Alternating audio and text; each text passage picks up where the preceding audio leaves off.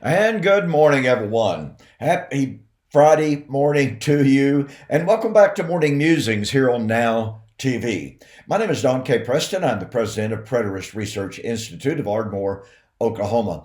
I almost got distracted and didn't start my camera when I needed to. But anyway, I was sitting here thinking about some recent events that demonstrate the growth of covenant eschatology.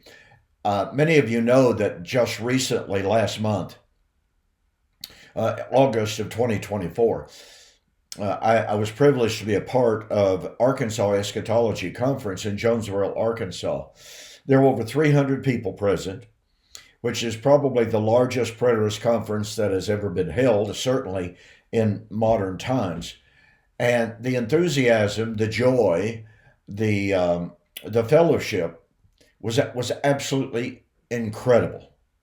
Now you can watch the videos of that conference online on YouTube now. They're also posted some on Facebook, and as they are posted, then I will post them on my Facebook page for you to share and to watch. Some fantastic lessons. I mean, some really fantastic lessons. And you know it shows that all of those people that have been talking about, oh, you know what, the preterist movement is just fading away. I've had some former preterists tell me within the last year or so, and of course I told them they didn't know what they were talking about. They were either ignorant or willfully ignorant. I think it's the latter, personally. But they said on Facebook, preterism is dying. It's already dying. It's not going anywhere. Nobody's paying attention. And this one particular individual, he said to me, he said, Preston, there's just a handful. There's just a tiny handful of preterists around. And I said, well, number one, you don't know what you're talking about. And number two, you're being willfully ignorant, you know. And so here he was um, ridiculing the preterist movement because there are, quote, so very few of them. Now, Doug Wilson has said, oh, there's only about 14 full preterists around. I know he was exaggerating. And then recently in Arkansas, an anti-preterist group posted and said, oh, there are probably 5 hyper-preterists in Arkansas, and they're all in a bunker somewhere in Arkansas hiding out. And so anyway, this former preterist had made the comment, well, there's not but just a handful of preterists and what have you. Well, I just decided to go over there to their personal Facebook page, and I discovered that there was a tiny handful of followers of this particular individual. So I came back and I responded to him and I said, well, you're ridiculing the preterist movement because there's supposedly so few of us. But I said, I just went over to your Facebook page and discovered how few followers you had. And amazingly, this individual said, I'm not worried about numbers. Numbers don't matter. Okay, so he ridiculed the preterist movement because there's so few, according to him. But when I pointed out how few people follow him on Facebook, numbers don't matter. This, I mean, this is just blatant hypocrisy, and it's dishonesty, to be honest about it. So anyway, I just keep thinking of that conference and how wonderful it was. It is truly a testament to how the preterist movement is growing and growing and growing. Now, look, you've got to want to go to Jonesboro, Arkansas. All right, it's not it's not the top choice venue to visit. Beautiful town, but you've got to want to go there. And so and by the way, well over half of the people who attended that conference, this was their very first preterist conference ever. Period. And they had made the effort. By the way, there were something like 30 states represented by the attendees. So again, this is just a testament to the fact that what I've been sharing with you here on Now TV for what, 3-4 years? I don't know. I don't really keep track of a lot of that. But what I've been sharing with you is growing and growing and growing. And by the way, I was so humbled and thrilled and appreciative of the fact that so many of the attendees came up to me and said, I watch you on Now TV. I love your show. Or they said, I watch you on YouTube all the time. Or they said, I watch you every single morning on Morning Musings. Listen, to those of you who were at the Jonesboro conference and who came up to me and made those wonderful, wonderful comments, you just don't know how encouraging that was to me. Okay, enough of that. But I just had to share how wonderful that conference was. And here's the reason. There's so many people out there who truly believe in covenant eschatology, but they're isolated. Many of them have been kicked out of their local churches. Many of them, most of them, do not have a fellowship. And yet places like that Jonesboro conference, allowed them to come and to network and to meet people that, guess what, are local to them. We saw this taking place time after time after time, in which people was like, wait a minute, you're from Louisiana? Wait a minute, you're from Mississippi? You're from Oregon? You're from California? You're from New York? Yeah, I am too. And so they had plans to get together. It was just fantastic. Like I said, that's enough of that. I want to get back into talking about what I term the invisible parousia.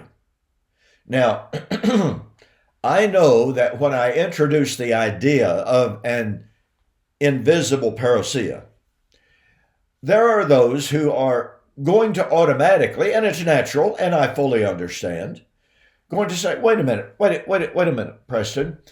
In Matthew chapter 24, 29 through 31, in his prediction of the coming fall of Jerusalem that occurred in AD 70, Jesus said, and he was talking about the great tribulation leading up to the actual fall, and he says, immediately after the tribulation of those days, the sun shall be darkened, the moon shall not give its light, the stars of heaven shall be shaken, and the powers of heaven shall be shaken.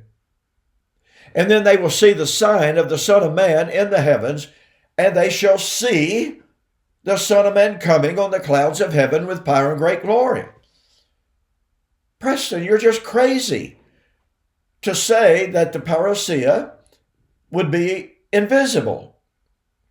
Well, here's something that most people do not know. This has been pointed out by any number of Greek scholars who are not full preterists, all right? But when it says they will see the Son of Man, the sign of the Son of Man in the heavens, well, traditionally, many commentators have said, well, see, they're going to see a sign up in the sky. And they even point to Josephus, who says that during the siege, there was an incredible vision seen in the sky. And so some commentators, some even ancient commentators, have said, well, see, they saw the sign of the Son of Man. What appeared to be a star in the shape of a cross, evidently. But that's not what the text is saying. Again, many, many noted Greek scholars, none of whom are full preterists, have observed that the force and the meaning of the Greek, when it says they will see the sign of the Son of Man in heaven, it points to the fact that in the visible events of the fall of Jerusalem, are you following me here? Are you catching the power of what I'm about to say?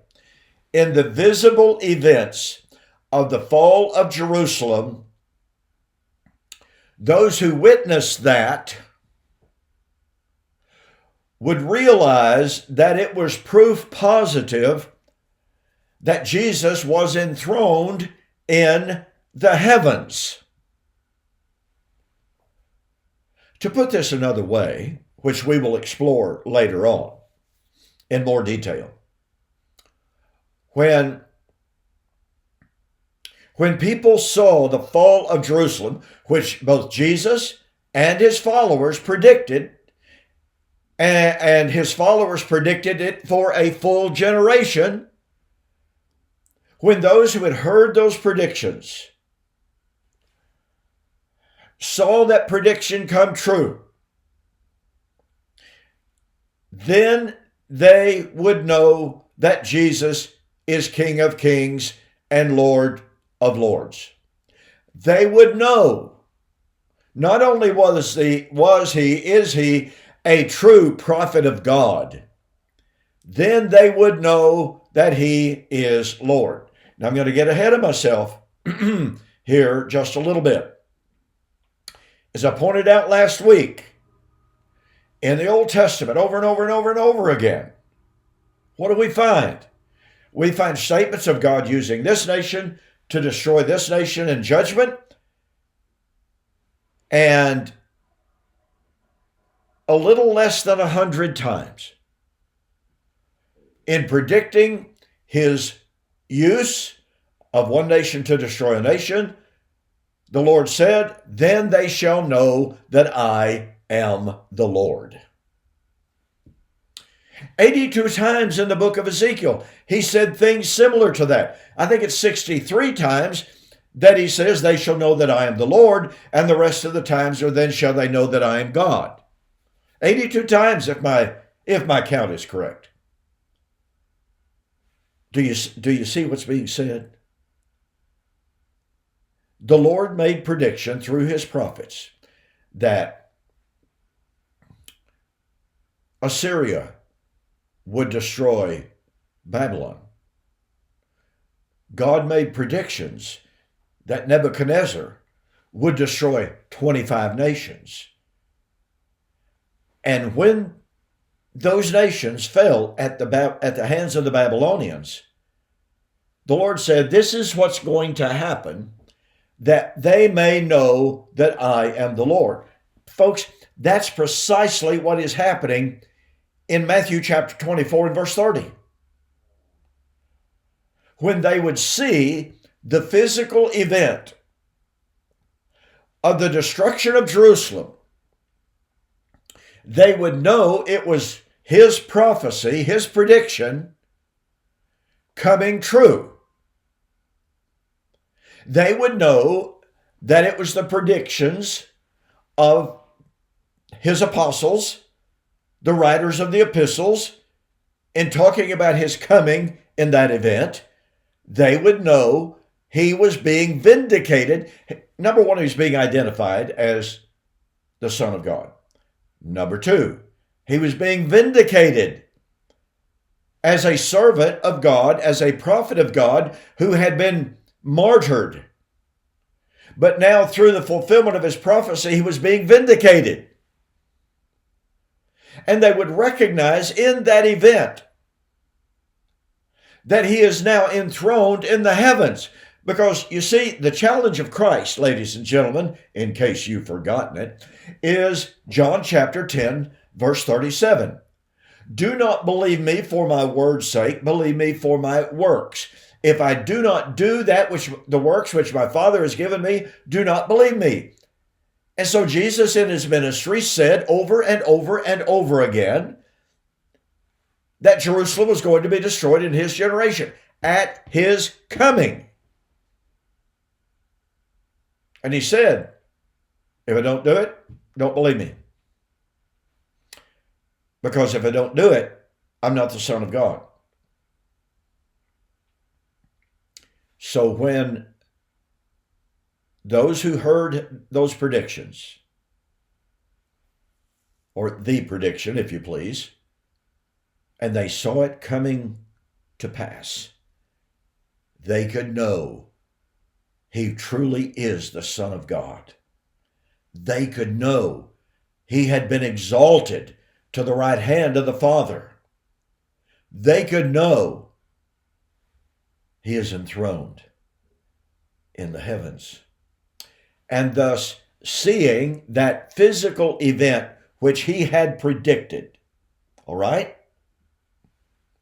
They could know, they could see that in that destruction, in that judgment, it was him as King of Kings and Lord of Lords that was coming on the clouds of heaven with the angels, with a shout, with the sound of the great trumpet. How could they do that? How would they know that? Because he said, Matthew 16, 27, 28, the Son of Man will come in the glory of the Father with his angels and shall reward every man according to his works. Here is Jesus, as I pointed out many, many times in our study, saying, I'm going to come as my Father had come.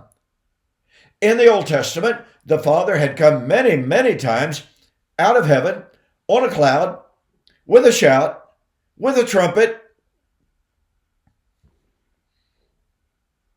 But he never, ever came literally or visibly or bodily. He came by using this nation as his instrument of judgment against the other. That is precisely what Jesus was saying. So people say, well, Preston, Matthew 24 says they're going to see the Son of Man coming. Well, that's true. They would see him coming when he, in his sovereignty, used the Romans to destroy Jerusalem as he predicted during the entirety of his ministry. In that event, to reiterate and to emphasize, in that event, they would realize, they would see. You see, pun intended, the Greek words that are used for see, the Greek word ophthalmai, for instance, can, of course, mean the eyeball visibility. No question about it. I'm not denying that by any stretch of the imagination. However, it can also mean to see with perception. In other words, the visible eye is not seeing. The mind's eye is seeing. The mind's eye is perceiving and understanding. This is involved in Revelation chapter 1 and verse 7, in which we are told, behold, he comes with the clouds, and every eye shall see him. Now, most commentators and most opponents of covenant eschatology, by the way, they like to say, oh, see? Yes. Perception. It says here, every eye shall see him. But they completely overlook, or they ignore willfully, the qualifier that's in the text. Instead of honoring what's in the text, they say, did the people in South America see the destruction of Jerusalem? Did the people in Russia or China? No. Behold, he comes with the clouds, and every eye shall see him, and they shall look upon him whom they pierced, or even those who pierced him. In other words, who is the every eye shall see him? It is even those who pierced him. Now remember, we've already seen from Isaiah chapter 26 that the righteous would see and understand. The righteous would see the same identical event, this time of judgment. They would not grasp. They would not see with perception. And so the Lord says, let grace be shown unto the wicked, yet he will not learn righteousness. They will see, or they will not see, but they will see. Sounds contradictory, doesn't it? No, it's not contradictory. It is, they would not see with the visual eye what they thought they had to see. they would see an event, but they would not recognize in it that it was the day of the Lord coming in judgment upon them until it was too late. That John Calvin understood it that way. So, Revelation chapter 1, verse 7, number one is not talking about a global visualization of the day of the Lord.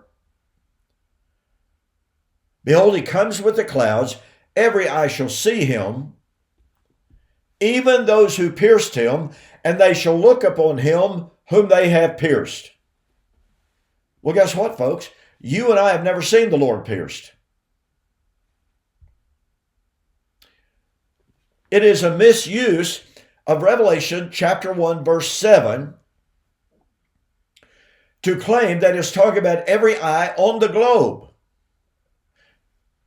Because when we properly understand the nature of the day of the Lord, that it is absolutely not an earth-burning, time-ending event, but rather it is an event in which we recognize here is what the Lord said would happen. I'm going to bring the Assyrians in and they're going to destroy Egypt, Isaiah 19 and 20. And when we see that Sargon, king of the Assyrians, swept into Egypt and destroyed it, subjugated it, oh, that was the day of the Lord. When the Babylonians in 583 BC swept through the previously impregnable kingdom of the Edomites, ensconced down there in Petra and Basra, and destroyed them in 583 BC, that was the day of the Lord. Now, let me share with you an absolutely amazing text that demonstrates that the traditional view of the day of the Lord as this, quote, end of time, end of human history, etc., etc. Now, I gotta give this very, very quick digression. There is a growing number of scholars who recognize that the Jews, nor any of the ancients for that matter, the Greeks didn't, the Romans didn't, but they're recognizing more and more that the Jews had no concept of an earth-burning, time-ending event. Their concept of the day of the Lord was some cataclysmic event that would radically change human history. We could define it as the end of human history in one regard. Not that they believed that human existence on earth would cease, or that all humanity would be not destroyed, but assigned to heaven or to hell. No. The Jews believed that the day of the Lord would be a time of judgment in which life would be radically different. But life on earth would continue. Now look, folks, this is taught very clearly in Isaiah 65 and 66. I don't have the time to go into it. I'm going to develop it later. The point here is that in scholarship, there are an awful lot of changes taking place. Now, the gentleman that I'm going to be debating next month, all right, believes in that alternate Jewish concept. He doesn't believe, at least so far as I've been able to determine, he doesn't believe that the Bible predicted this proverbial time-ending, earth-burning, cosmos-destroying event, but rather a cataclysmic, history-changing event. Well, guess what? I don't have a problem with that view.